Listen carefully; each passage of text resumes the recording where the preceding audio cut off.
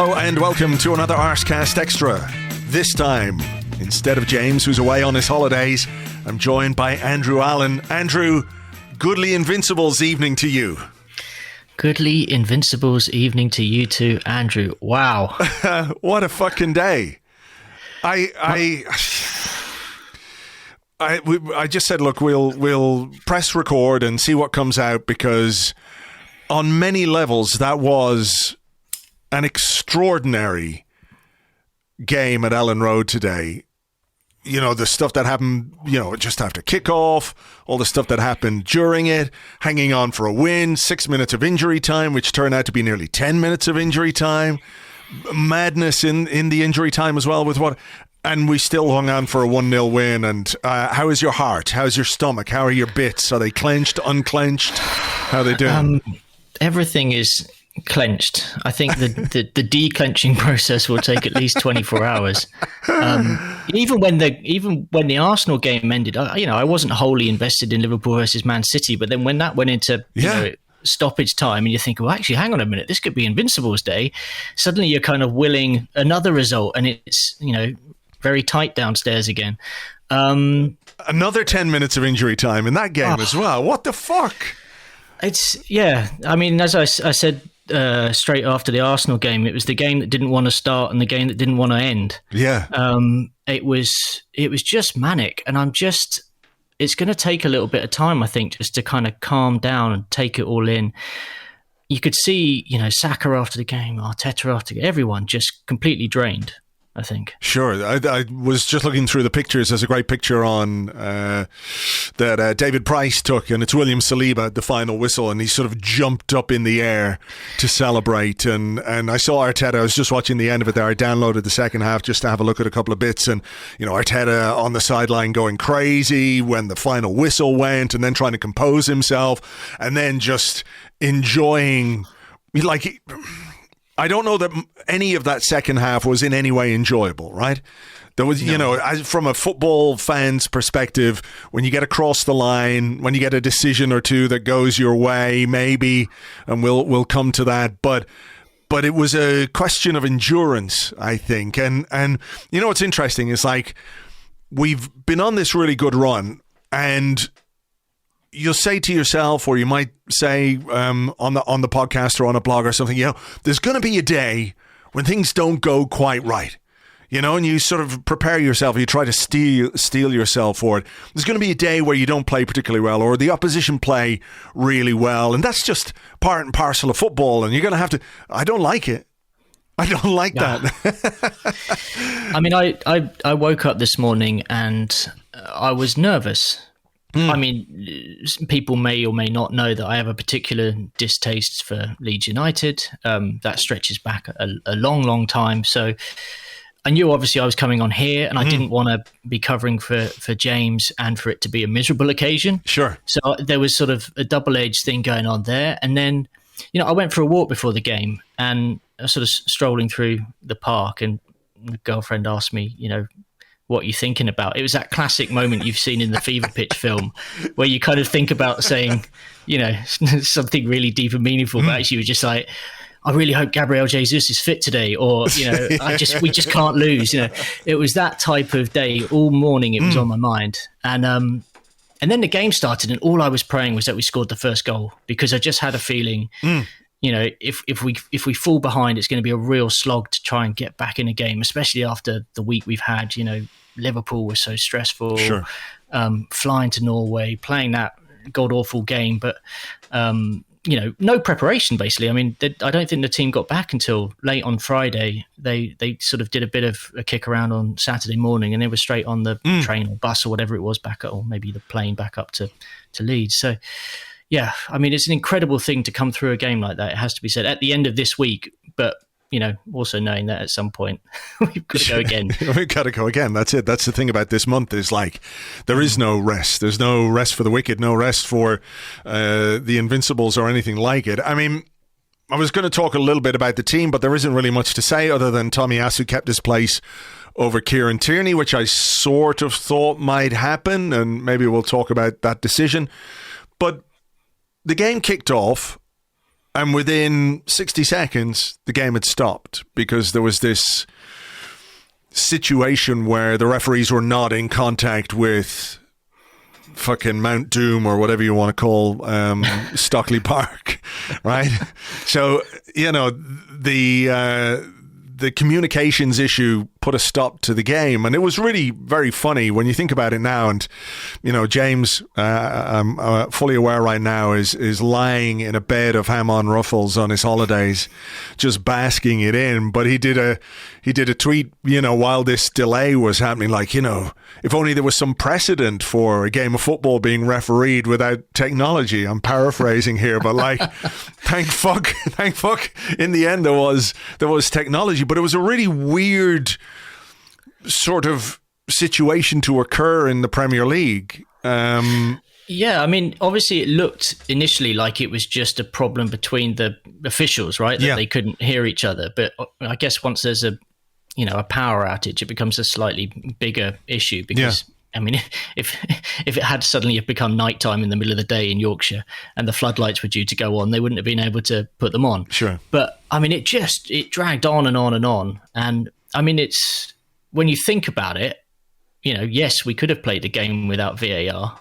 But in the 96th minute, if the game gets to VAR, I know we'll get to that, we'd be cursing that it wasn't there. So, look, I mean, obviously it was they had to do it. They went through the process. It just took ages, though. Was it 37 minutes in total? I think the delay was. Yeah. And obviously, having let the clock initially run on and on and on, well, at least on the TV coverage, they then went back and started it from the first minute. Yeah, 1 minute and 9 was where it started again with a Leeds throw on their left. I sort of, in the gap, sort of asked if people had questions for the Arsecast Extra, obviously. Right. And someone said, should Ben White be dropped for that missed pass? That was like the only thing that happened. Yeah, there wasn't much going on at that point. And like a weird situation because the players had to go in, then they had to come out and do a little bit of a warm-up again. There was bizarre scenes with the referees doing their sort of synchronized warm-up, then checking, like, was the Hawkeye working by holding a ball underneath the crossbar and all kinds of weird, strange stuff. So yeah, it was, I think, about 38, 39 minutes. And I was genuinely thinking that within 10, 15 minutes of the restart, a player on one team was just going to pull up with a muscular strain, a hamstring or something like that because of this weird stop-start nature to the start of the game. But thankfully we didn't see that. But it was a pretty even first half, I think. Arsenal had some really good moments. There was some nice play, but there was a statement of intent, I think, from Leeds very early on. Thomas Partey lost the ball and Sinisterra cracked a shot not far wide. And just a little reminder to Arsenal that they were going to be in a game. Leeds knew we were away in the week. We had the travel. The post-European hangover is a thing that applies and has applied for years, hasn't it? Even, when we used to be in the Champions League, very often you'd look and go, oh no, we're away from home. This is not great because it's going to take us 45 minutes to get going. But I thought the first half wasn't bad. It was a pretty even, pretty entertaining kind of a game. Absolutely. I mean, I did fear a bit in the first 5-6 minutes because Leeds seemed to have us boxed in. We didn't really kind of work any decent positions up front. Passing was a little bit off, but it kind of came into it, I guess, is the best way. I mean, Rodrigo, I think, kind of looked pretty dangerous. As you said, Sinisterra had a go. But then bit by bit, you just started to see the kind of what Clive Palmer calls is the one brain kicking into action.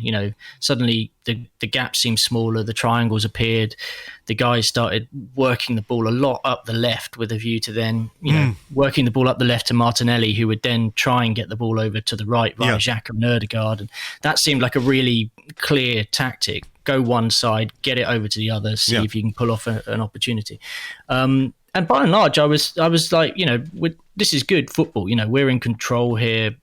We just need to create chances, which were a little bit hard to come by. They were. I mean, I think what Leeds did was let us have the ball in our own half, and then as soon as we got towards the halfway line, they triggered their own press and tried to squeeze us a little bit. But they were content enough for us to have it at the back. knowing as well that we like to play a high line, and they were going to look and try and exploit space behind it if they could win the ball. So we did get on top, and I think we certainly did, dominate the possession and dominate the territory.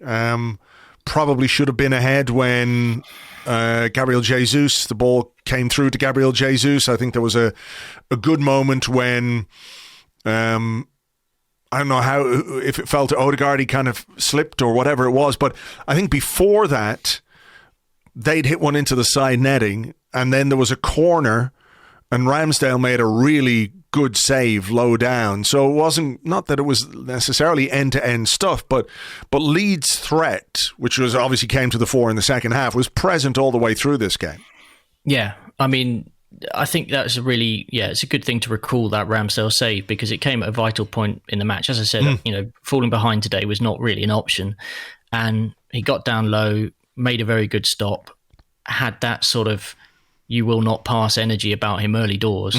And then we kind of sort of took heart from that, really. Yet Jesus really sort of started to come into the game for a good 10-minute spell, I thought. And, there was a good bit of football around about the 20th minute, and 10 minutes later on the half-hour mark, there was that kind of interchange in midfield with Xhaka and Ødegaard, and he was sort of racing towards goal, got tripped up, still managed to get a pass out to Martinelli, and the referee blew up anyway, and then Ødegaard had the long free kick. But Jesus was, when he starts to drop deep and starts running at players, you kind of go, okay, he's on it today. It turned out obviously that was just a little moment he had in the game. In the second half, I mean, not so easy. But no, we were looking good. I felt when we scored that we were really in the ascendancy at that point. No, I'd agree, because you mentioned that move which led to the free kick. That one-touch passing move through midfield. It was Odegaard and Xhaka, and came to Jesus, and he was fouled twice. Actually, there was one foul. He tried to keep going. He was fouled again. I do think the way that we played the ball around the back at times was really, really impressive. Very confident. It's a team obviously that's feeling pretty confident. The way that we, instead of just lumping it from deep, we actually played our way out of some very tricky positions from when Leeds were high up the pitch. So some of that football was really, really good, but. The goal, I don't quite know what Rodrigo was doing. I think he was obviously trying to switch it over to the other side, but it's a really strange sort of pass to play in that situation. Yeah, I mean, he obviously thought quick switch of play, but I mean, it was only something I've looked at in the replays. And at the time, I was watching it on a stream, and I'm sure thousands of people who were listening to this who were watching on a stream in the UK will say the same. I mean, sure.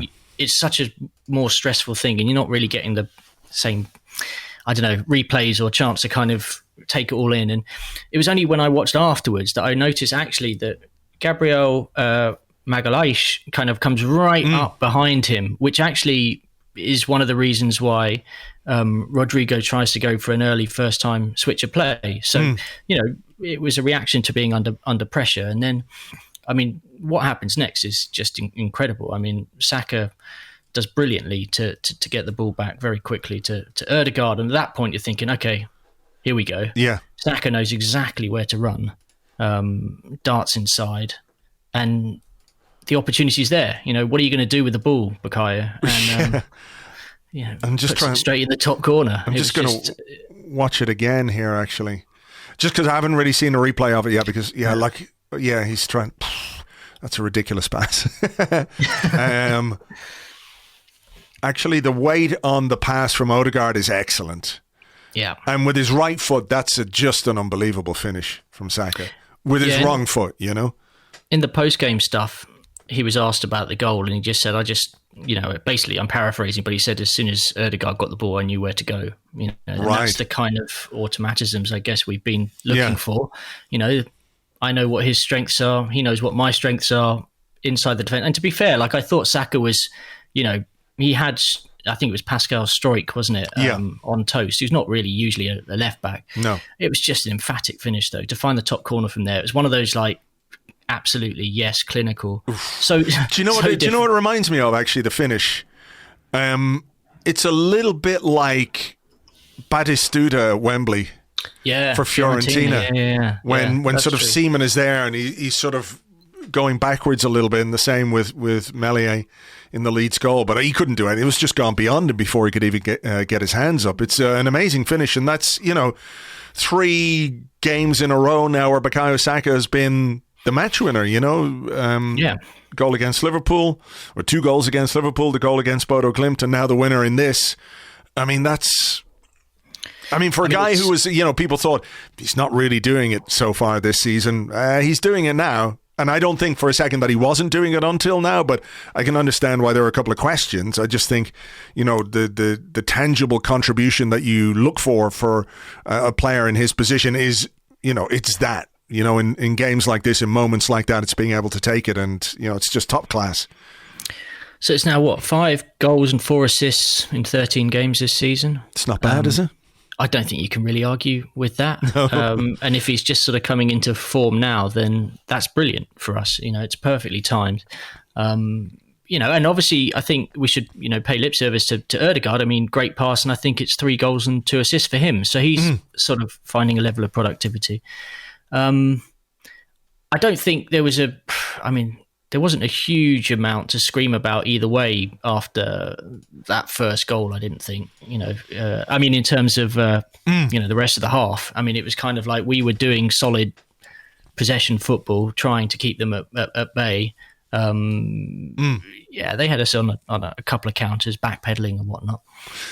Yeah, so look, you're right. I don't think much happened. There was maybe a chance for Ødegaard towards the end of the half where he just shot straight at the goalkeeper. And on the one hand, I would say that it's encouraging that Martin Ødegaard is shooting more and is getting into positions where he's shooting more. I would just like to see a little more decisiveness, a little more power maybe in his shooting, because I think he's capable of it. Just some of the efforts that he's had aren't quite there. I think in his mind, he's always looking for the pass first. So yeah, maybe, or he's looking for the kind of finish that is almost the pass, if you like. But if you think about the goal he scored against Brentford, where it was first time where he took it off the toe of Jesus and just fucking whacked it, I'd like to see a little bit more. Him being a bit more emphatic with some of the chances that he has, and I realise that's maybe a small complaint on a day like today.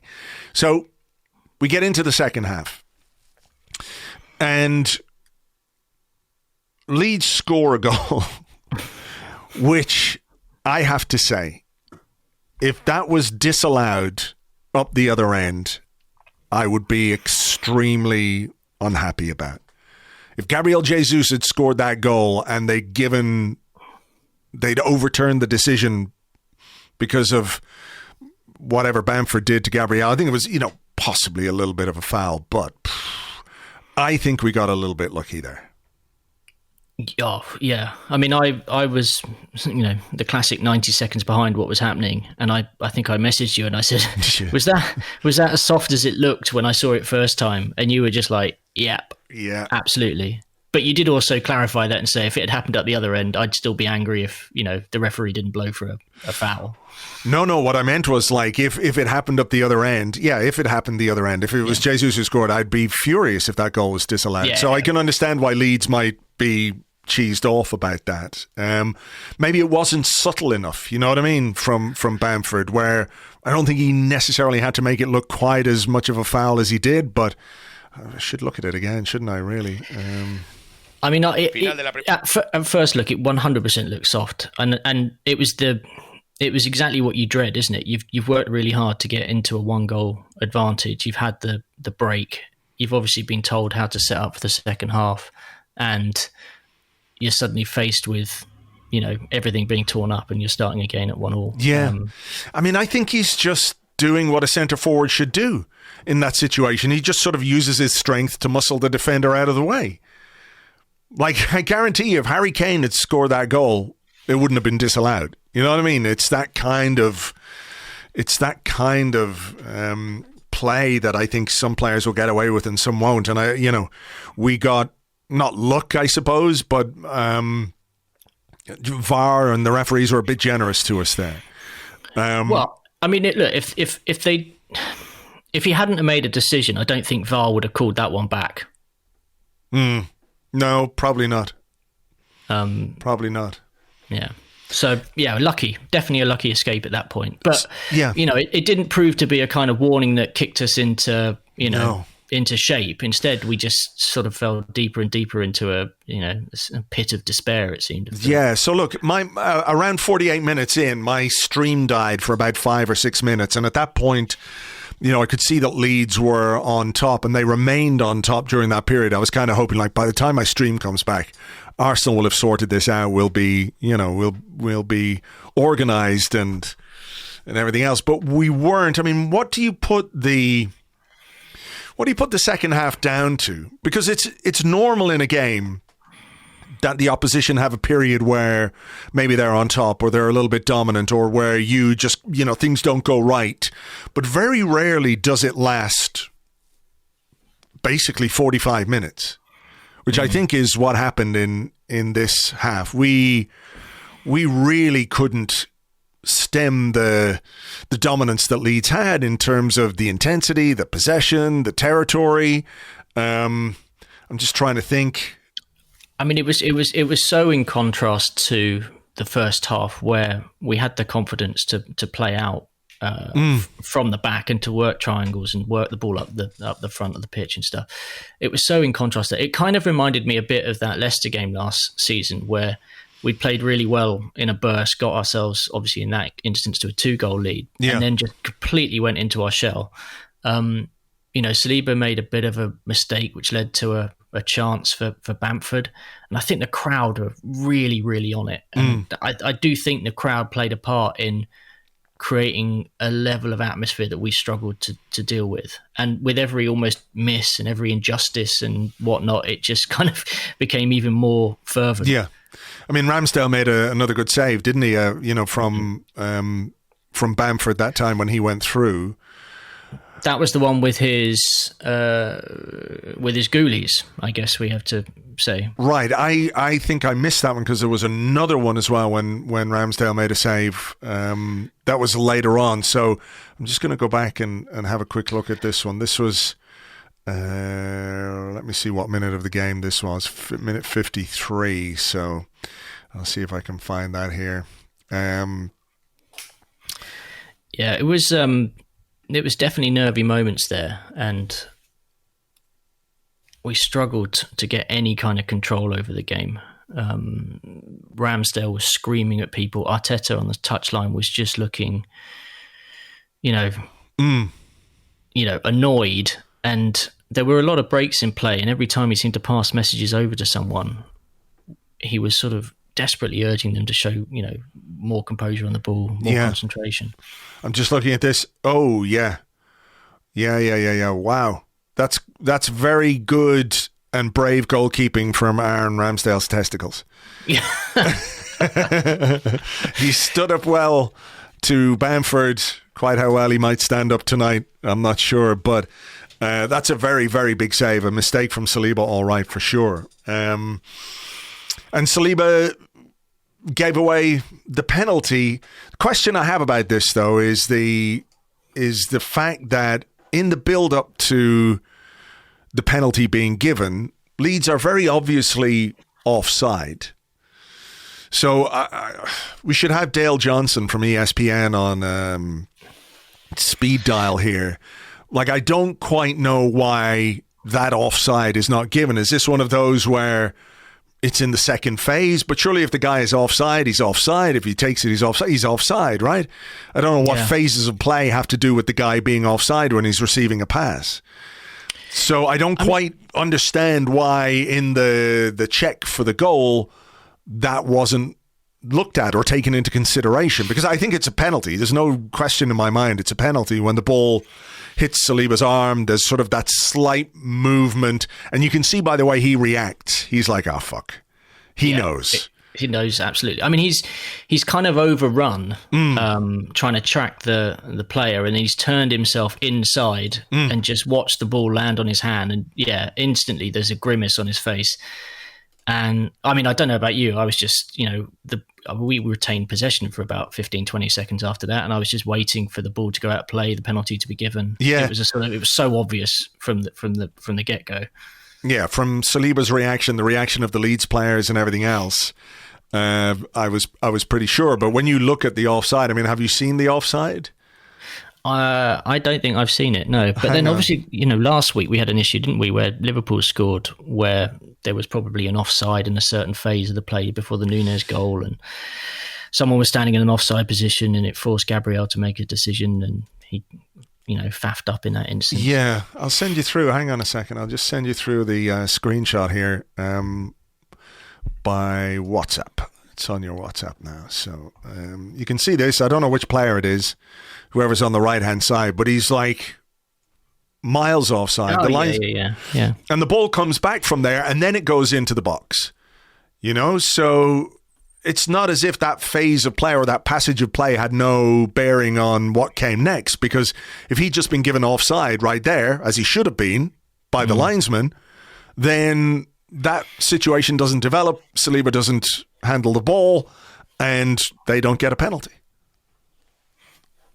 So Dale Johnson, where are you? Yeah. Okay. Come to us. Yeah. We will wait for his ESPN column tomorrow. I mean, it's one of those ones where I think clearly if we don't get 3 points, that's the type of thing you kind of feel a sense of injustice about for the rest of the time. But in the circumstances, it's one of those, I could just let that one, it's like water off a duck's back this evening. Yeah, is there any real point in complaining seeing what Bamford did with the penalty? Well, quite. And I wasn't expecting him to miss. I don't know about you. No, I never expect anyone to miss when they're taking a penalty against Arsenal. I expect it to rocket into the top corner and give the goalkeeper no chance. But they kept saying like Patrick Bamford, he's waiting for his 100th goal for Leeds. He's been on 99 goals for 99 weeks or whatever it was. Is this the moment? Oh no, it's not. I had an Arabic commentator for the entire of the second half, and the energy that he had was like kind of peak Jonathan Pearce early 90s Capital Gold commentary, and it was just so nerve-wracking. A lot of repeating the player names and all the rest of it, but I didn't get any kind of facts and figures or any kind of real insight because I don't speak Arabic. But look, has Ramsdale saved a penalty yet since he's been at Arsenal? Because obviously there's Fernandes missed last year. He hit the post. Did he hit the post or no, he put it wide? He hit the post and it went wide. Yeah. And then this one's obviously gone wide, but I don't think he's saved one, no. Okay. So he's just such a presence that he forces players just to miss with his mind. This is not the penalty that you're looking for. Look, it's a let-off. It's a let-off because, what minute was that in the game? If I go in here, it's about 60, about an hour in, is it? Yeah, it's on the hour mark. Yeah. It's on the hour. So if Leeds equalise on the hour mark and that game continues the way it continued, I think there was something, because they didn't score, maybe it just got a little bit desperate. I think that goal would have given them the belief to go on and probably win that game. So we got a little bit out of jail in that sense because, I'm not sure how we would have coped or how we would have handled things or how we would have dealt with it. But, I do think that the paucity of the attacking performance is certainly something we can talk about or something people will discuss. But the defensive performance was really, under the circumstances, was really very good. When you look at some of the stats that are coming out, Ben White, 5 tackles, 2 interceptions, 1 clearance, 2 blocked shots. Gabriel Magalhaes, 3 tackles, 3 interceptions, 4 clearances, 4 blocked shots. Yeah. Go on. Well, I was going to say, one of those blocked shots was just 6 minutes after the penalty. So that Sinistera guy had and that block by Gabriel followed up with a second challenge to prevent the loose ball from being pounced upon. I mean, that was actually superb defending, without a doubt. Like, I looked at that and I was just like, oh, Gabriel, killer, amazing, well done, thank you. Yeah, brilliant defending. But there was definitely a franticness to Leeds' finishing. There was no composure there from start to finish. I guess it's probably quite hard to be composed when you've got as mad a crowd as they tend to have, kind of willing you on. Maybe, but I mean, they had the best moments, didn't they? Because you mentioned that shot that Gabriel blocked. There was a brilliant save from Ramsdale. who was sort of clean through again more than once. The centre of our defence was exposed, which hasn't really happened a great deal, to be honest. But I also think, players like Saka, players like Martinelli really contributed as well to the defensive part of our game. If they didn't deliver what we thought they would deliver from an attacking perspective, the way they tracked back, the way they were diligent in their movement, in their positioning when Leeds had the ball, when they came forward, was an important factor. We made some changes, obviously. Tierney came on for Ben White. Tomiyasu went to right back. Ramsdale made another good save from Aronson, I think it was. I mean, at that point, it was quite obvious that Arteta was getting very frustrated that we couldn't wrestle any kind of control of the game, because he took off Ødegaard for Vieira, hoping that Vieira could bring some level of control there. It didn't happen. And it did not happen at all. And I think there were a couple of kind of post-substitution one-on-one chats on the touchline where he seemed to be trying to give him even further instructions to try and make it happen. I mean, what did you make of Ødegaard's reaction when he went off? He looked a bit naffed off. And he very rarely completes 90 minutes. I'd have to see it again, to be honest. He just looked a bit kind of. He looked angry. He didn't. I think maybe some of that was with himself because he hadn't played brilliantly in that second half. I don't mind that. I don't mind that if he's angry. Let me just see. When did that happen? When did that substitution happen? I've got that 72 minutes. Yeah. Yeah, he doesn't look particularly pleased, does he? But I don't mind that. I don't want him to be happy when he comes off, and if he's coming off because he hasn't played as well as he can, then, that's part and parcel of what you've got to do. And I suppose the beauty of what we've got this season, or the benefit of the bigger squad, is that you can bring somebody like Vieira on. And I think the Vieira change was Arteta saying, okay, let's see if we can get a bit more control, if we can put our foot on the ball, if we can, gain a little bit of possession. But every time we got it, we gave it away pretty quickly. So I think at that point, his only other option was to do the Rob Holding thing, wasn't it? That's it. I mean, what else can you do?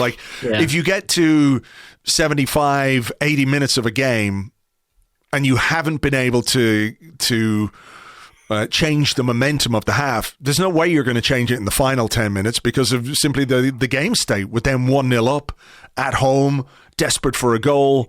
There's no way that all of a sudden you're just going to play the 300,000 passes in the last 10 minutes. That's not going to happen. So the only real option was that Rob Holding change. And he brought Jesus off. Maybe you could have brought Jesus off a little bit earlier. I don't know. But, it was obvious. I think the only way we were going to take 3 points was by keeping it at 1-0. We weren't going to get another goal, I don't think. No, I mean, we had one chance, didn't we, which was the Vieira corner to Nketiah at the near post. Yeah, it was a good flick, actually.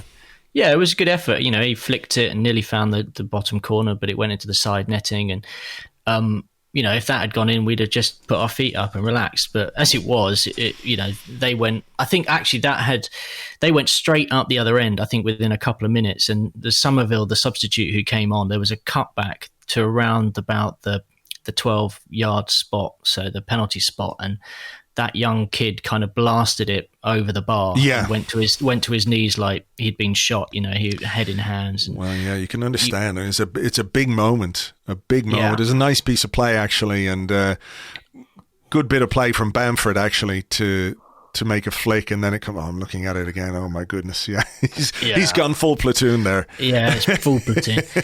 I was a bit the same in the sitting in my office. I was like, oh my god, and then they stuck 6 minutes of injury time up, which I thought was a bit much. I was thinking 4 or 5 or something. But 6 seemed OTT.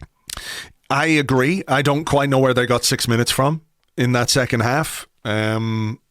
I don't remember there being any significant stoppage, maybe because of the penalty and the VAR check. But even then, there were 2 VAR checks, in fairness, now that I think about it.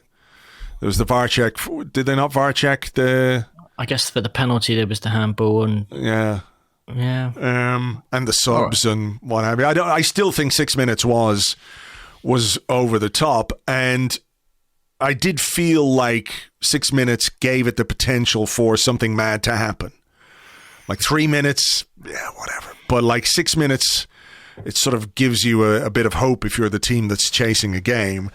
And then we had that mad moment where Gabriel, well, the linesman, obviously, I think the linesman told the referee that Gabriel had kicked out.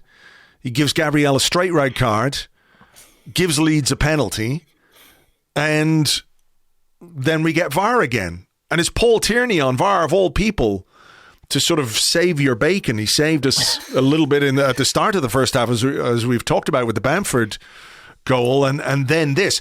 But I mean, it's very obvious that that Bamford fouls Gabriel first. Yeah, I mean, when they went to the linesman made his recommendation, and suddenly the red card was pulled out and the penalty. I was thinking, have I missed something here? You know, what have I not seen on the stream that they've seen? Because it looked clear as day that he'd been barged over by Bamford. He'd maybe, slightly kicked out, but you can hardly say that the second incident is the one you're going to go on, because obviously it's been provoked. Yeah. I got real Vieira versus Van Nistelrooy vibes off it. The kind of kicking out from on the floor, no real contact being made, the player I'm just looking at it again. Yeah, my goodness. Bamford, what a fucking absolute actor he is. He never touched him. Never touched him. At worst, there was a slight trip up with the kind of the second leg, but there was no, the kick out from Gabriel, obviously petulant, not advisable, but I guess in his mind, he was thinking, I've been pushed over here, so clearly I'm not going to be the one who gets punished. I was just willing them to go to VAR. I mean, obviously the Arsenal players were all around the referee. They were, Xhaka was around them. They were all in his ear waiting for a decision to be made. How worried were you, though, when the referee seemed to take as long as he did looking at it? Because I thought, you know what, he'll go over and have a look at this and go, oh, shit. Yeah, I didn't really see that in real time, whatever it was. Clearly, it's a foul by Bamford. But he looked at it for way, way too long for my blood pressure's liking. And I was worried at that point that he was going to come back. He did the like television screen thing, and the Leeds fans started to cheer. Then he pointed out the other way rather than at the penalty spot. I mean... heart-stopping stuff. And at the time, I just assumed that the yellow card that then came out was for Bamford. But I've seen that actually he still booked Gabriel for kicking out, which is annoying because really, what is that? I mean, there's no major reason there to book him. No. And obviously that's going to be added to his record. It'll tot up at some point. He'll end up getting probably get a ban and stuff. But yeah, I mean, obviously the key thing was that there was no penalty, which I think at that point was, we were just done. Oh, yeah. I mean, if that had been a penalty, I have no doubt Ramsdale would have saved it. There's no hassle. And it still went into the 8th minute of stoppage time, the 9th minute of stoppage time. Yeah. Then they won a corner in the 9th minute of stoppage time. You're just like, oh my God, like just end this damn game. Yeah. It was. I don't quite know how to explain it other than I just wanted it to be over. It was ridiculous. Like the 99th minute, keeper came up. Yeah, I mean, look, beating Leeds is good. I'm like you. I don't really have a lot of fondness for Leeds United. But there are games in a season when... look, the obvious thing to say is like in another season, last season or the season before, we wouldn't have won this game, or we would have lost this game, whatever it was. We certainly would not have won this game in the last couple of seasons. And maybe there's a touch of good fortune to it, but I also think there's something about the way that this team is capable of producing a result even when we're not necessarily playing well. And what's been interesting about this season is that for the most part, we have played well. Played well against Man United, played well against Liverpool, played well against Spurs, played well against the teams that everybody said, well, you should beat them anyway because, they're nobody, which of course is nonsense, but you still have to go out and do it. But there's something pleasing about not playing particularly well and still coming away with 3 points. Like, I prefer it the other way. I prefer to win and to score more goals, but the season is going to be up and down. There are going to be games where it doesn't go your way, and when it doesn't, usually it means you drop points. Today we didn't, and that's fucking great. Look, I think context is absolutely everything in this instance. And, if this was we'd had a 10-day break coming into it and plenty of time on the training pitch, and we'd produced a really bad performance and scraped a 1-0 win, you might go, okay, what's going on here? But given we've beaten Liverpool, we've gone to Norway, we've changed the team around, we've got tired legs. I mean, we looked very leggy in the last 20 minutes of that second half. I think particularly someone like Ben White, for example, who you don't usually see get taken off, or certainly doesn't get taken off with 25 minutes to go or so, or 20 minutes to go. I think even Odegaard, that might play into the Odegaard decision as well, because he played, on Thursday. They were just players who looked tired, and after the game, Arteta absolutely was right to point at the courage, the determination, the resilience. Those are the things right now that we're looking to do. And it's no small thing to remember that Chelsea won earlier in the day, Spurs had won last night. We're being chased by teams, and we have to get results by hook or by crook. And today, look, it wasn't pretty, but in many respects it's going to be more memorable than some of the pretty results I think we get this season, because of the way that it played out. I mean, an extraordinary game with an extraordinary finale conclusion from start to finish. It just felt like something mad was happening, and it just depended which side of the madness you were going to be on, and we're on the right side of that madness, thankfully. So, my goodness. I mean, I think there's something which we didn't have last year, which was we now go into a European home game, and there's almost an opportunity to draw a line under it using the PSV game, I think. Change the team up, home fans, opportunity to kind of, basically draw a line under this game and then go into the Southampton one, which again, I think it is Southampton next weekend, isn't it? Yeah. Will be another tough away game. I think having a home game in between, and, maybe we'll get to this in the second half, but that home game not being Manchester City is immense. I think right now. I saw somebody, I don't know if it was directed at me or if it was on the Discord or it was on Twitter or something, but somebody was going, you know what, I'm a bit pissed off that we're not playing Man City this week. This could be the perfect time to play them after they've been beaten by Liverpool. I was thinking, I'm kind of glad we're not playing Man City this week. I know it's kicking the can down the road, but I do think that there were obviously elements of fatigue in the performance, and look, you only have to be 2 or 3 or 4% lower than normal for another team in the Premier League to be able to take advantage of that. I think Leeds had a much, much better second half than we did. There was much more energy about them, and they had a whole week to prepare for this game. They didn't have to travel to the Arctic Circle. They didn't have to come back. They were able to prepare properly on the training ground and all the rest of it. And I think that played out in the second half, because I thought probably the first half is where Leeds would be the strongest, because they're going to try and take advantage of a team that has a slow start. But as it turned out, the first half was better from our perspective, and we just could not we couldn't make it click in that second half at all, which I'm sure will be a worry on some level to Mikel Arteta, like the inability to sort of halt that momentum or at least stifle the threat of Leeds. I think that might be something that concerns him.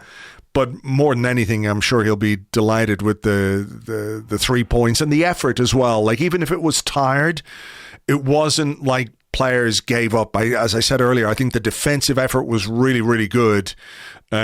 We were more exposed defensively than we have been, but at the same time, there was a sort of, not backs to the wall, but people were giving, every last inch of everything they had to make sure that they were in position to try and block things when we were exposed. Yeah. I mean, look, we're getting a lot more clean sheets away from home than we are at home at the moment. And I think, obviously, if you're going to defend your goal like that, it's going to probably come at the expense of some of the attacking, free-flowing football sometimes, especially when in front in a game already, I think you're more likely to defend, or sit deep and feel under pressure when you're away from home defending a lead than if that's necessarily the case at home. And look, I can't speak highly enough of the team at the moment. It's absolutely incredible to think that they've won 9 games out of 10. Is that at this point? What was the stat? Is that like our best ever start to a... Well, it's our best start in the Premier League, but I don't think we've ever won 9 games out of the first 10 ever.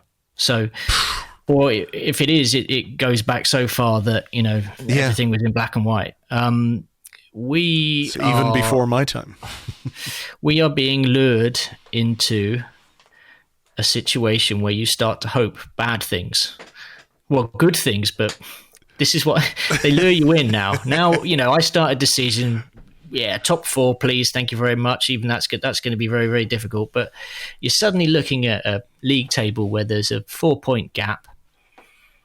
We look good. Just when I thought I was out, they pulled me back in. It's interesting because I think the best start we've made previous to this was like the 2007-2008 year, when it was the young kids led by Adebayo up front, Fabregas in the middle, and we were electric that first part of the season. Yeah, and that was I maintain that's one of the most painful seasons we've ever experienced because it was so good followed by so bad. So yeah, well, look, let's try and focus on the good. Let's keep our minds positive because, look, like you say, 9 wins out of 10.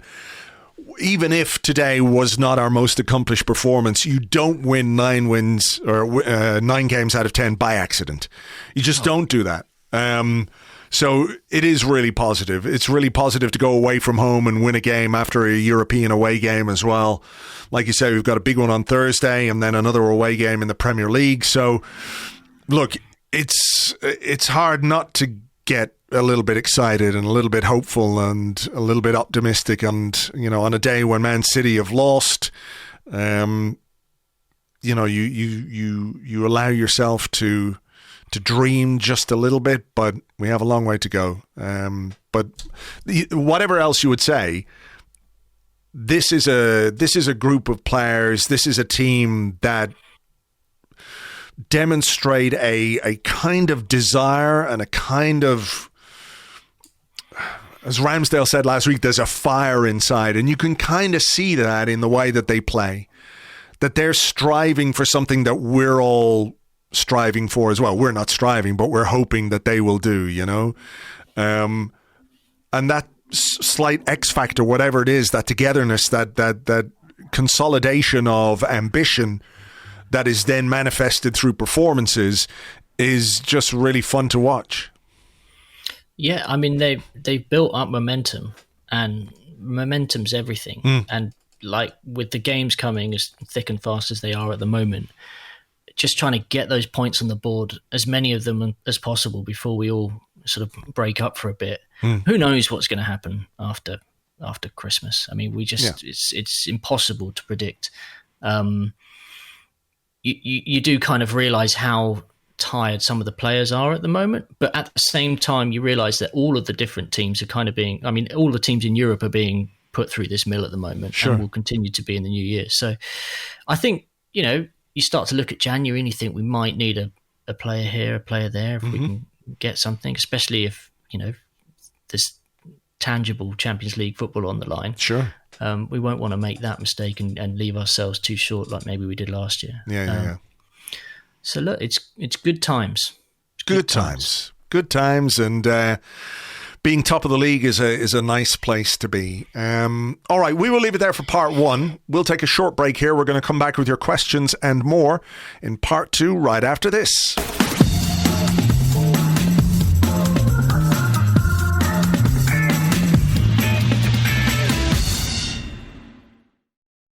Welcome back to the Arsecast Extra. This is the part of the show where we answer questions that you send to us on Twitter at @AllenSport, and also on the Arseblog Discord chat server, which you get access to if you are an Arseblog member on Patreon. Andrew, as you are the guest today, I give you the honour of the first question.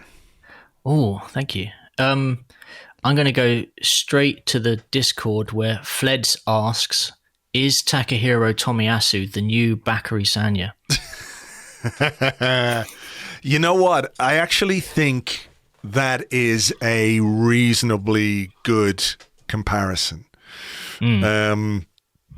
Because there's a consistency about him when you put him anywhere on the pitch. I remember Sagna doing it for us a couple of times at centre half. I think maybe when we were down to 10 men or something. I can't remember the context of him playing at centre half, but I do remember him playing there. Right back, Mr. Consistent. He played at left back for us.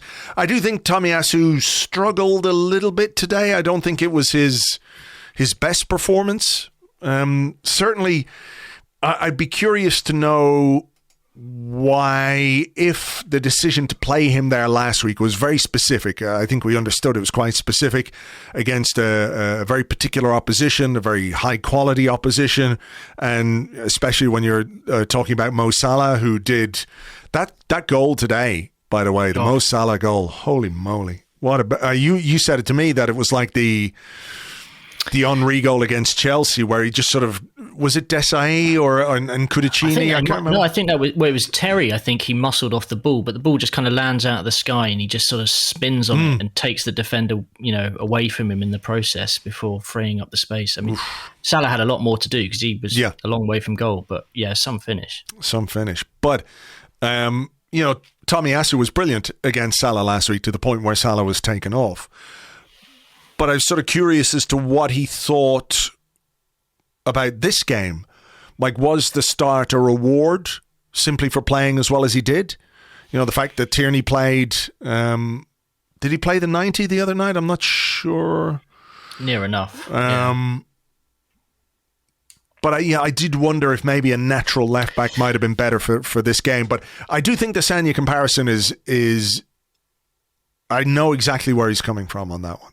Yeah, I did wonder today because Rodrigo started on the right and likes to cut in on his left, and he did have a kind of early effort, and I did wonder whether it was a sort of similar thing, Tomiyasu being asked to play there to show him inside and being able to tackle with the right foot and stuff. On the Sagna stuff, I think, Sagna was incredible in the air, and I think that's something that Tomiyasu thrives at, and both of them are kind of defenders first as opposed to... wing backs in the form of like an Alexander-Arnold or something. Sure. So there's something there, and there's a versatility there because, as you said, Sagna played in different positions. Very low key individuals as well. Just just get on with the it. Match, look, I can see those. I can see those similarities for sure. Absolutely. 26 tackles Leeds made in the game, which keeps them well and truly top of the tackle table.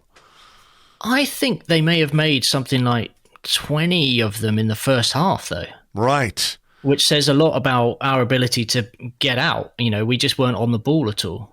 35 tackles attempted, 26 successful tackles for Leeds. Tenacious. Only 22 attempted tackles for Arsenal, which when you consider how under the cosh we were in the second half, I don't know what that says exactly about us. But I also like this one on the Discord from Johnny Holland. Tomiyasu was phenomenal again today in both left and right back roles. What do you think of using him in the Partey role next time he's inevitably out injured? Strong with both feet, great on the turn, and superb recovery running. He is the latest in the long line of fullback/defenders who are being earmarked for a DM role at Arsenal. It's a glorious tradition, isn't it? The new Johan Duru, yeah. New Kolo Toure, Thomas Vermaelen at DM. He really could do a job. I mean, given Ben White's actually played that sort of defensive midfield role in the Premier League, he probably looked to him first, I'd imagine. But yeah, I mean, Tomiyasu he's a very neat and tidy player. Technically, as you've said many times before, you never worry about him on the ball. No, he did get caught today. There was one where he got caught, and I wonder, would he have got caught on that if he was at right back and receiving that ball in the right back area? Just maybe sometimes when you're not in your natural position, it can be a little bit difficult to judge things. But for the most part, he's technically always very good. So if we assume that Tierney plays against PSV on Thursday, I mean, do you think we're now in a situation where Tomiyasu plays against Southampton on Sunday? Don't know. I mean, it depends on Zinchenko maybe as well, because he's around. I mean, we had a question about him actually from Karan69 on the Discord. He said, "Do you think Zinchenko's injury record is becoming a concern?" And it was quite interesting, wasn't it, to hear Kieran Tierney talk about, "I haven't really played much this season. I haven't." It's been a tough start, blah, blah, blah. But he's appeared in pretty much every game and has played more minutes than Zinchenko.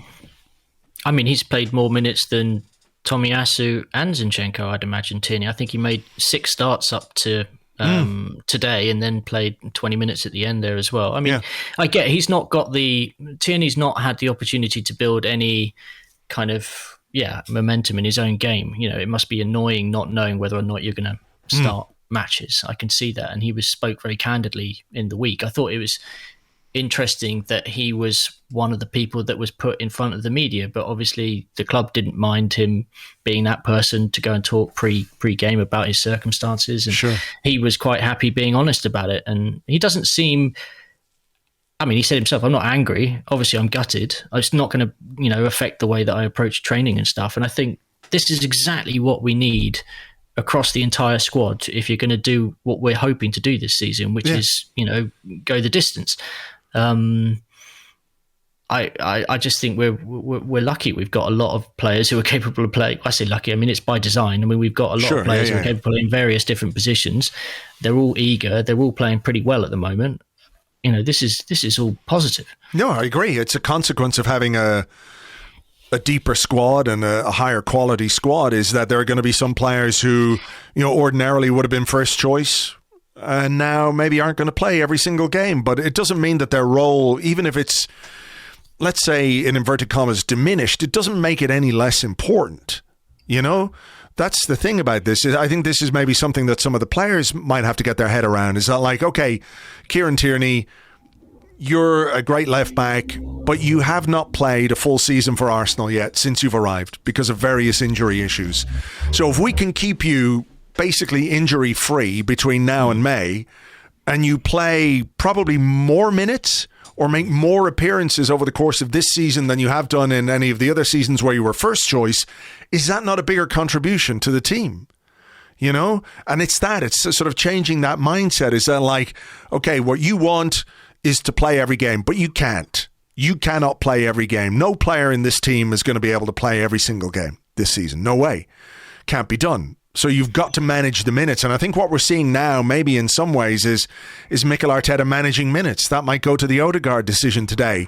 It's not necessarily that Odegaard was playing particularly poorly or any more poorly than anyone else in the second half.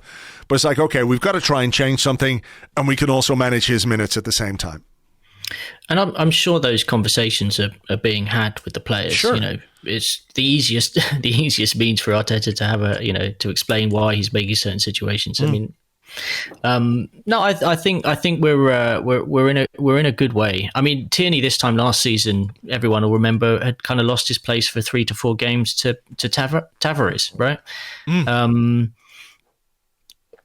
It's very easy to sort of think short term, 2-3 games here, and suddenly everything's, Kieran Tierney's going to be sold because he's lost his place and all the rest of it. I mean, Tierney ended up playing a lot of football last season, even after that little hiccup where Tavares was sort of bedding in. So, look, it's so easy to forget how long the season is.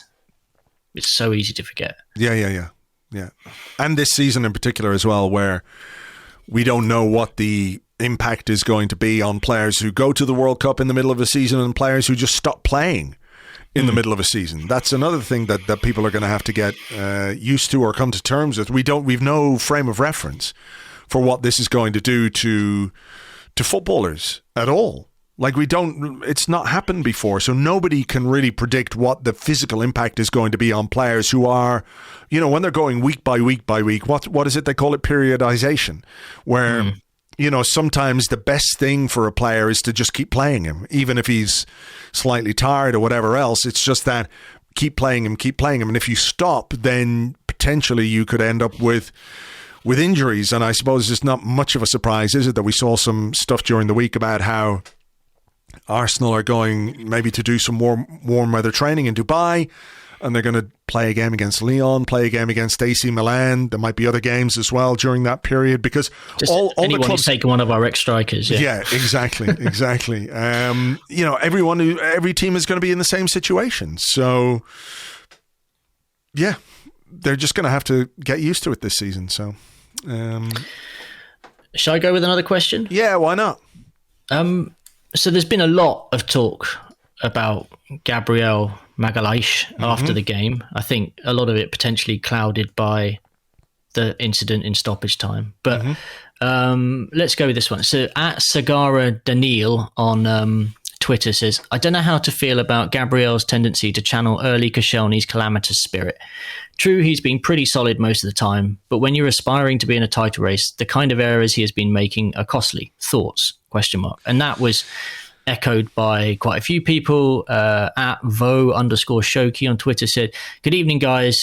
Can we agree that one day Gabriel is going to cost us? He's turning into Xhaka 2019-20 season. Nobody wants to see that. He needs to keep his emotions in check.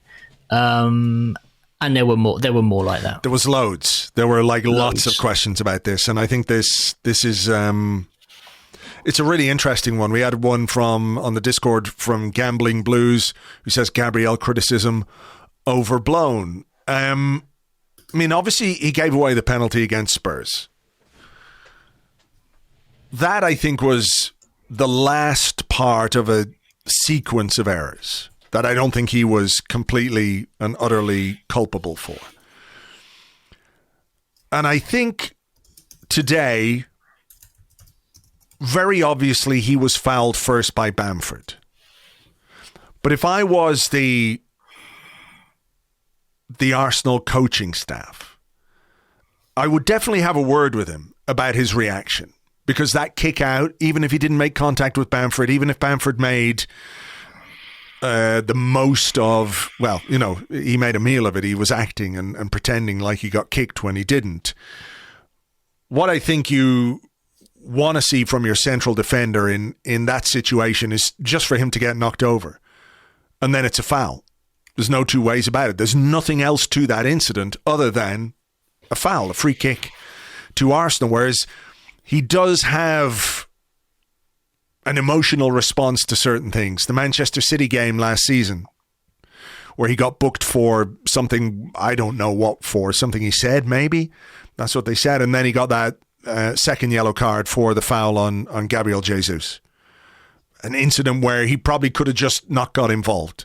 But because he was slightly emotionally up, he went for it. And he does have that. And I think that's that can be a really good part of a defender's game. But you have to be able to channel that in the right way. You have to know when not to react.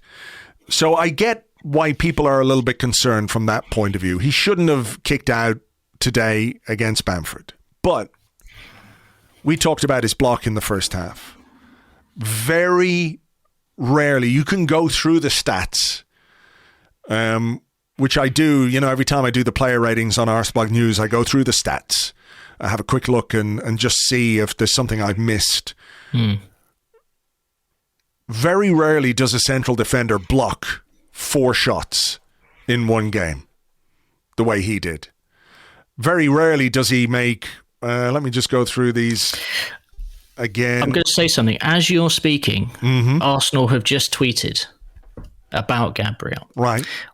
100% aerial duels won. Okay, but 4 clearances. What was that? Aerial duels, 100% could be 1. You know what I mean? Well, it could be, yeah. 4 clearances, 4 blocks, 90% pass accuracy, 8 duels won, 3 tackles won, and then they've gone with the heart face. How about that performance from Gabby today, Gunas? Strong arm. So they're aware of the stuff that's going around, obviously. So seemingly, yeah, kind of maybe trying to point out that the stats suggest actually this was not a bad performance by your centre back. I think this was a really good performance by Gabriel.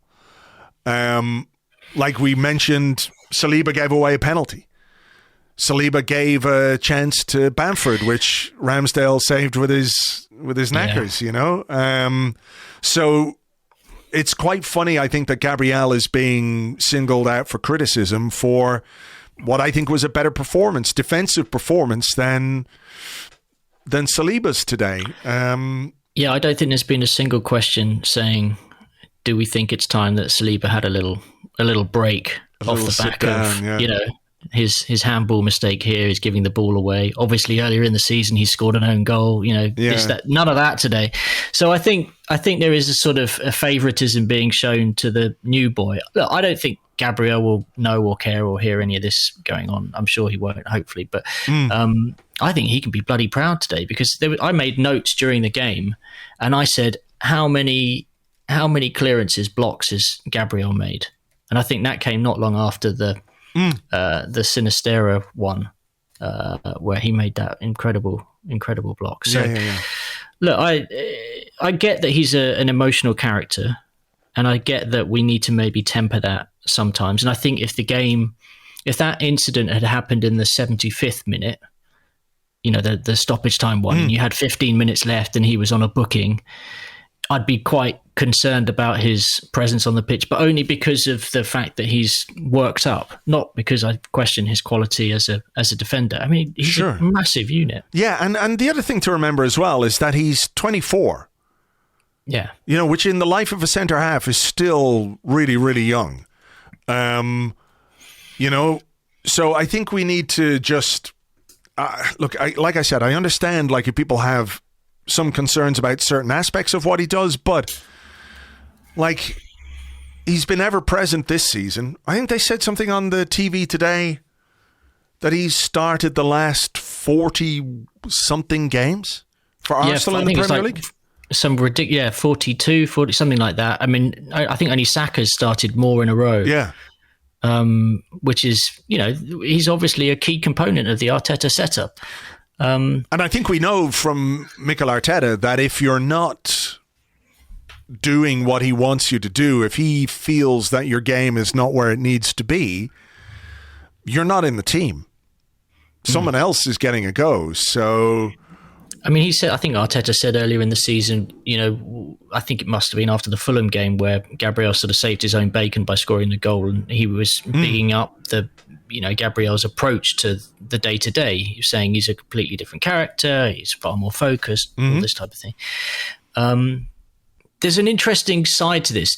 And this was made more as a comment by someone, which I'm going to kind of promote as a question to you. So at Gunnar Punner said, you've got an honest English striker and a foreign defender with a reputation. They gave the red card on reputation alone there. Gabriel has entered Xhaka, David Luiz territory with refs. And then someone said, should we replace, if this were Granit Xhaka, if this were, you know, Gabriel Magalhaes? So do you think he's now developing a reputation there as someone who needs to be looked at by referees? Maybe. Another one on Twitter here from Hendrix's God 85 at Hendrix's God 85. He said, is Gabriel being targeted because he reacts?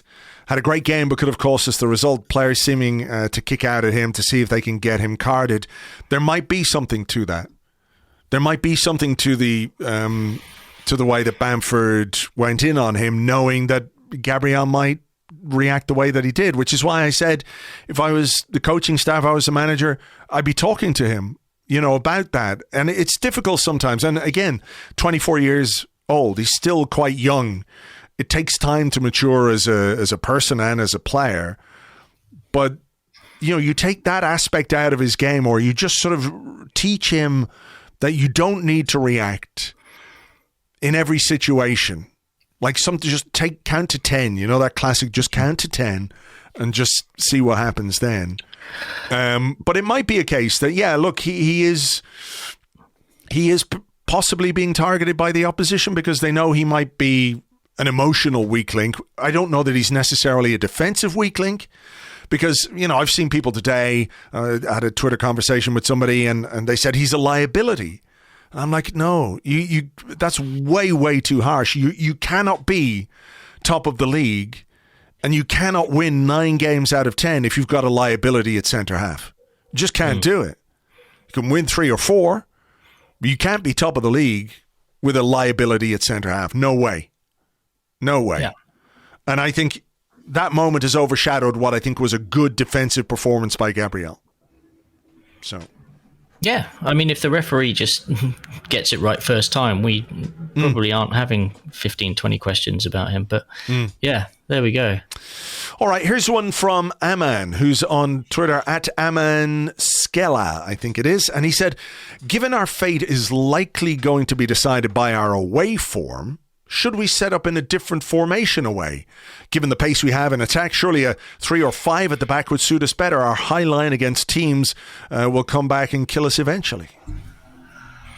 I mean, I feel like we've been doing quite a lot under Arteta to adapt to what opponents offer us. I don't think you have a kind of blanket away formation per se. You try and adapt to, I mean, not just the qualities of the opposition, but also the qualities that you have available to you on a match day. And at the moment, when your players are playing every 3 days and there are tired legs and we don't know who's, I was going to say in the red zone, but having once spoken to Colin and Gary Lewin, they said that the red zone didn't actually exist as a thing. It was a sort of, it was all, anyway, I'm going off point here, but my goodness, yeah, look, we need I a think podcast on that. I think, I think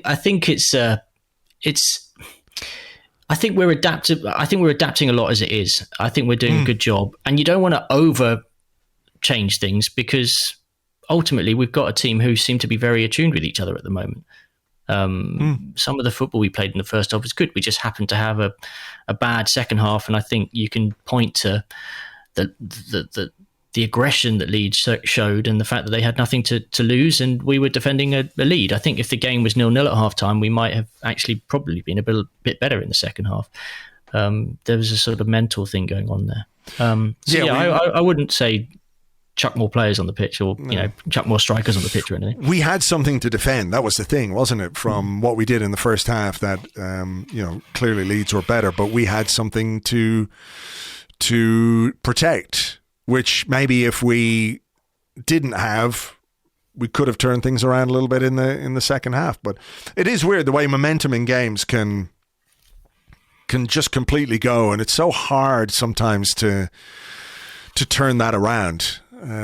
Away from home as well, and just moments. There are moments in a game where you think it was sort of a little bit like the Palace game, where we were under pressure. I think in that Palace game when it was just 1-0 and away from home, and we got the second goal, and then it was done. Now I know the second goal came late, but a second goal in that game would have completely done it as well. It would have just killed any Leeds momentum. It was just, we couldn't get on top. So I'll hand it over to you.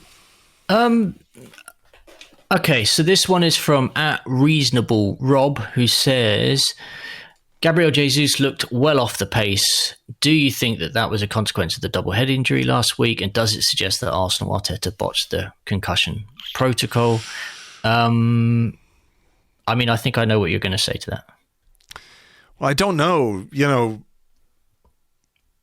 Yeah, I mean, we talked about it on the Arsecast Extra last week. We don't know if he was knocked out or not, if he was properly concussed. He went through all the protocols apparently and came through okay. I think you would say that he didn't really look 100%. Didn't look 100% today.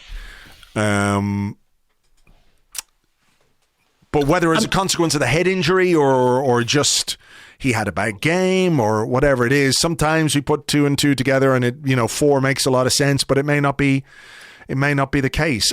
What I did think was interesting was how deep he dropped today at times to pick the ball up, and sometimes he got it forward quite well. Sometimes he helped link the play pretty well, but I don't remember a game where he has actively dropped that deep before, and I don't know if that was instruction from Arteta or if that was just him trying to play his way into the game, if you know what I mean.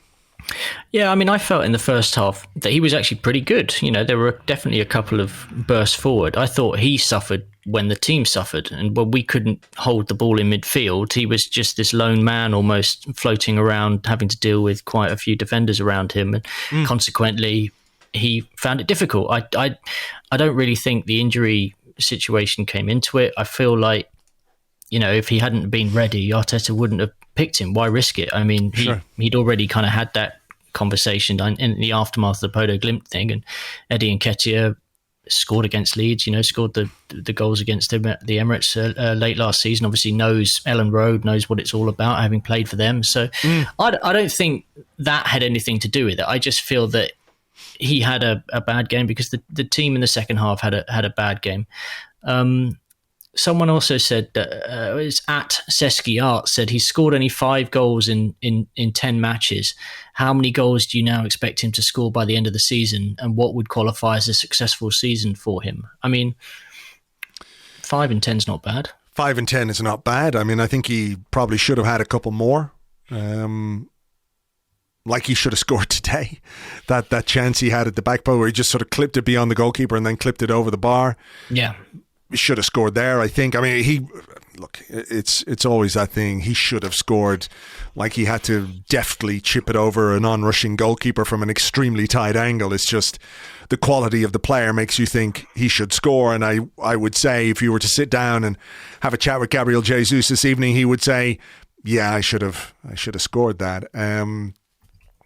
But like 5 and 10, if he scores or if he plays 40 games this season is a 20-goal season, which I think would be reasonable because we are getting goals from elsewhere. Saka is now scoring. Martinelli has been scoring. I do think we need more goals, from him, obviously, as the main striker.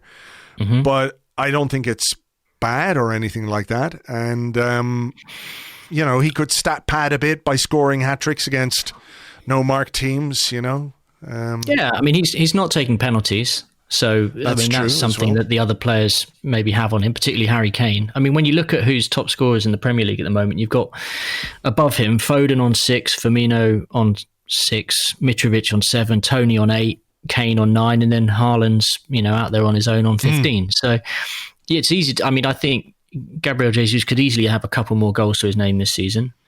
And, we'd be in a pretty good place, or he'd be in a pretty good place to try and hit 20 goals this season. I still think 20 goals is definitely a reasonable target for him.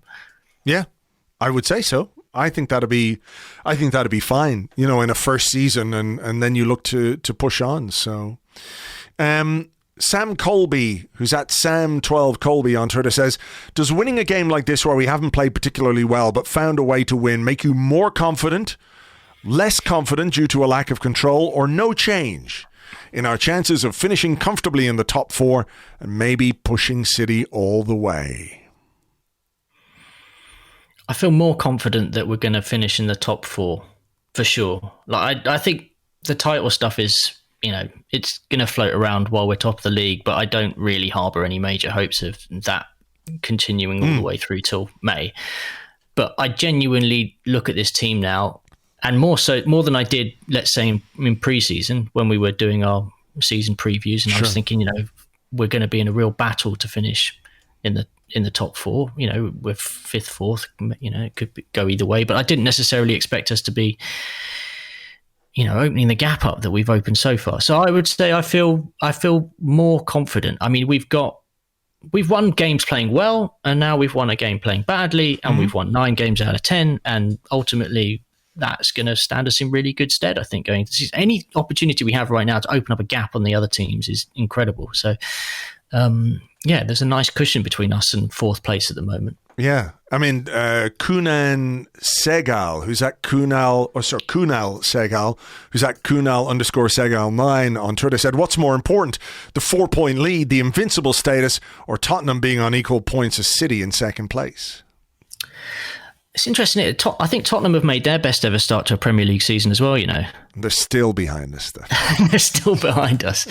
But, I mean, what they would point to is the fact that, their fans are saying they're not even really playing very well, or people don't seem to like the style of football, potentially. But, I mean, it's 2 other teams there, City and Spurs, have made very, very good starts. There can't be that many seasons where 3 teams have managed to hit 23 points after 10 games. 2.3 points per game is a lot. Obviously, it's lovely that it's Invincibles Day early and we don't have to worry about that. It's nice to be above Spurs, and it's great being top of the league. I mean, all of these things are lovely, lovely things. Just layers of the cake. We don't have layers to... Yeah. There's lots of cherries at the moment. Yeah, and some icing. That's good. I've got a question this is from Prashant Patil, who is on Twitter at _but_y_. There's a lot of underscores there. Yeah, but why? Which is the best, worst win you remember apart from today? Oh, God. I really hate questions like this because... forces you to dig right back into the... Yeah, but there's nothing there. You've clouded. It's all gone. That's the thing. It's like, what terrible performance, but when do I just... Like, in my mind, Like, this is a perfect Tim Stillman question, where Tim would be able to tell you, yeah, the time we beat fucking Burnley, I don't know, in 2006, whatever. Maybe the time we beat Burnley with that ridiculous Lauren Koscielny handball goal at the end that VAR would have... I don't know. I honestly cannot remember... no, I can't. Do you have any? I think if James had been here, he'd have known to steer clear of this, asking you this question, wouldn't he? For sure. But I hope you, in asking it, would have considered the fact that I would have said, "And what about you?" And I've got one. Oh, you've got one. Okay, go on. I think I mean there have been a lot of bad performances that Arsenal have come out on top of, but I think probably the epitome, I say bad, I mean most under the cosh was probably that Winners' Cup final in 1994 when Palmer just battered Arsenal, and it was a real 1-0 to the Arsenal victory. Alan Smith scored a goal, but we were under so much pressure, and that was just heart-stopping the whole way through. That's a good one. 2005 FA Cup final, I guess, is another one as well. Now that you mentioned that, yeah, I mean that's a prime example. I mean that was it was a win on penalties. Yeah, you could also say, I mean, if you think over the two legs, that Villarreal semi-final in the Champions League, the second leg of that effectively was a win, but that was just a horrible, horrible thing to watch and experience. The second leg was the one with the penalty, wasn't it? Yeah. That was one of the most draining matches I've ever watched. Same. Yeah. And I knew that guy was going to get a penalty. I just knew it. Riquelme. Yeah, but no, it wasn't Riquelme. It was a guy called... Oh, the guy who won the penalty, which definitely wasn't a penalty. Marie, was it? I was going to say Pablo Marie, but I can't remember. I mean, that was one where if VAR was there today, I think we might have that overturned, and it saves us a Jens Lehmann Superman moment because Clichy barely did anything in that instance. Yeah, it was like the penalty against Birmingham that time. Yeah, I mean, poor Gale, obviously just targeted by referees. That's going to annoy me now because I can't remember. Should I give you a couple of minutes to go through the entire highlights and? Champions League semi-final. I'm going to have to go back and look at this in a different way. So let me ask you a question while I'm doing that. And this will probably be our last question because we've got to get this out and up for people. So this one is on the Discord. It comes from Wasted Youth AFC. And he said, how are we going to rotate our squad? We are leggy, but we need a win against PSV. So what do you think that squad looks like, or that team looks like, especially with a generally speaking not so easy Arsenal opponent coming next, Southampton? Yeah, like how strong do you think he's going to go on Thursday? I think he'll go pretty strong and hope that he can wrap it up.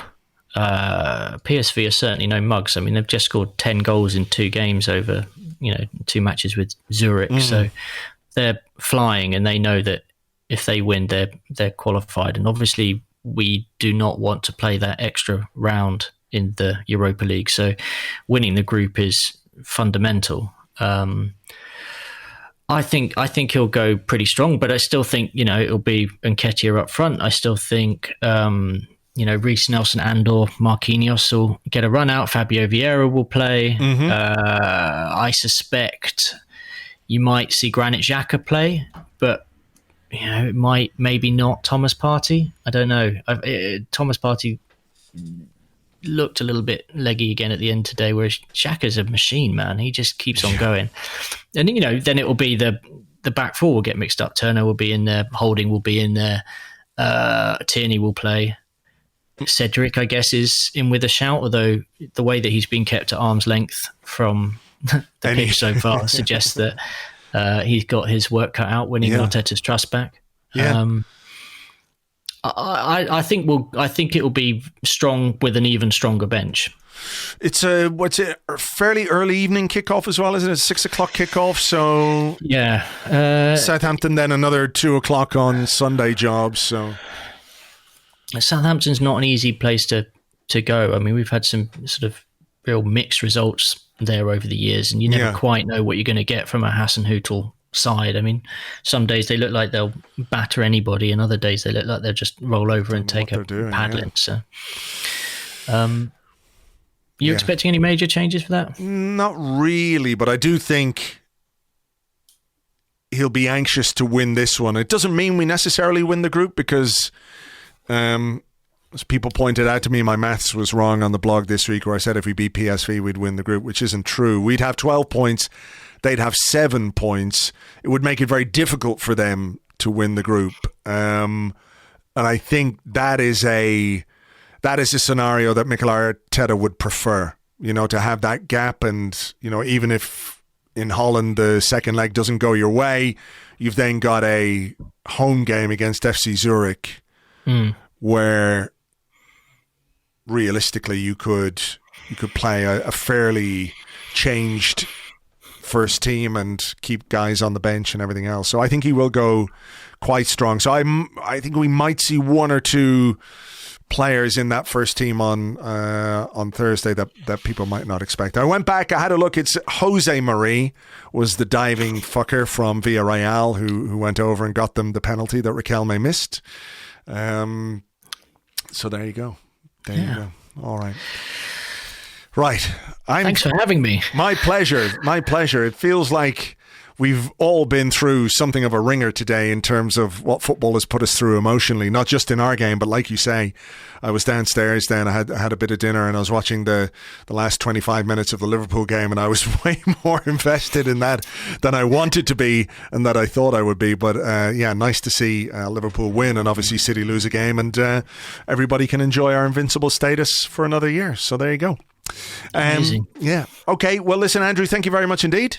Thanks very much. I hope James is having a lovely holiday. I hope he is too. Fucking holidays. Wow. Middle of the season. That's what the stars get, They can just swanny off on holiday anytime they want. Anyway, I'm sure he is having a great time with the Ham on Ruffles. To you guys here, thank you very much, as always, for being here. Thanks for listening and for subscribing. We will talk to you in midweek. Obviously, there's plenty going on with the PSV game and lots more. So until then, take it easy. Cheers. Bye-bye.